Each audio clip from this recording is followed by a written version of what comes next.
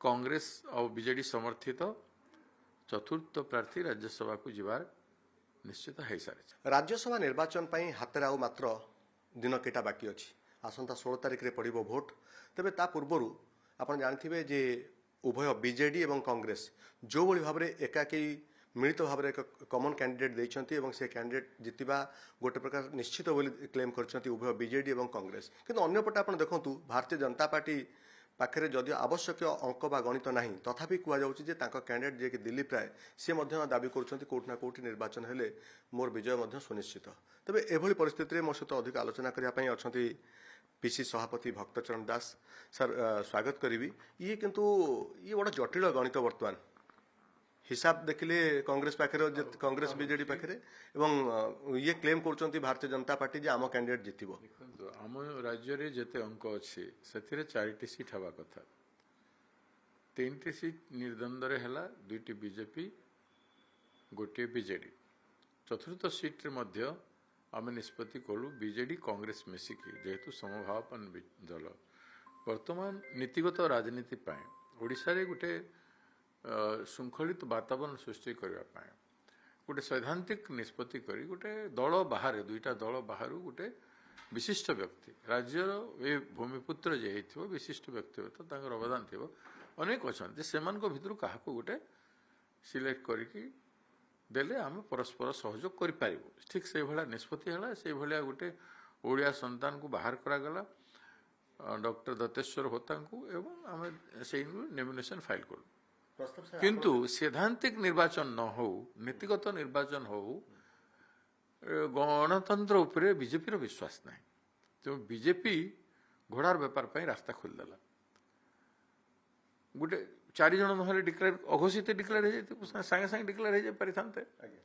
निर्वाचन है ना था निर्वाचन करी फिर तो राज्य रे राजनीति रे गोटे कलुषित करने बीजेपी यहाँ कला तार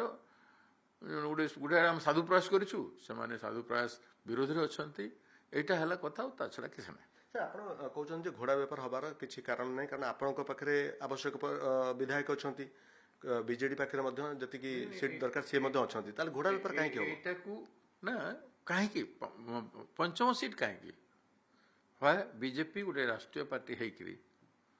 गणतंत्र मर्यादा को सम्मान कला ना 4टा कैंडिडेट जगह पंचम कैंडिडेट उपस्थापन करवाटा उद्देश्य कौन राजनीति को कलुषित करवा माने निश्चितता जो थिला 4 जन जितबार निश्चितता थिला 4 जन जीतिकी जाइथान्ते गोटे सम्मानजनक होता राज्य में बीजेपी ओहरी जाइथिले भलो होइथान्ता कारण बीजेपी भलो होइथान्ता राजनीति पे भलो होइथान्ता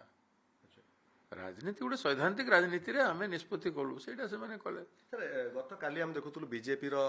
विधायक बाबू सिंह कहते जो बस्टम परिडा छिड़ा होते पाखे आवश्यक गणित न थाई मध्य से छिड़ा हेले एवं सी जितिले तेणु आम कैंडिडेट दबार असुविधा कौन अच्छी अनेक कथा असुविधा किसी ना डेमोक्रेसी रे जे जहाँ विरोध में लड़ी पार जे जहाँ कर से सब अच्छी बोल तो चलीजे तापर मोर विशेष किसी कहबार नहीं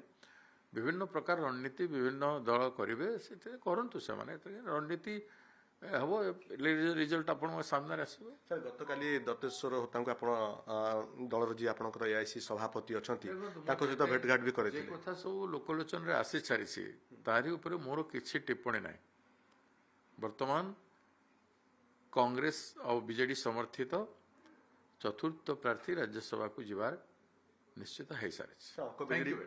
अंक बिगड़ी जीवन तो सर सर जो कैंडिडेट थैंक यू वेरी हो जाए आप जहाँ शुणुले मो सहित थे भक्तचरण दास जे अधिक कहते जे कि भाव में कैंडिडेट जितब ये गोटे प्रकार निश्चित ये विश्वास नहीं से निर्वाचन को ओह्लैंट कैंडिडेट विजय लाभ करने गोटे प्रकार सुनिश्चित। भुवनेश्वर कैमरा पर्सन प्रभात सिन्हा रश्मि रंजन दास ओटीवी।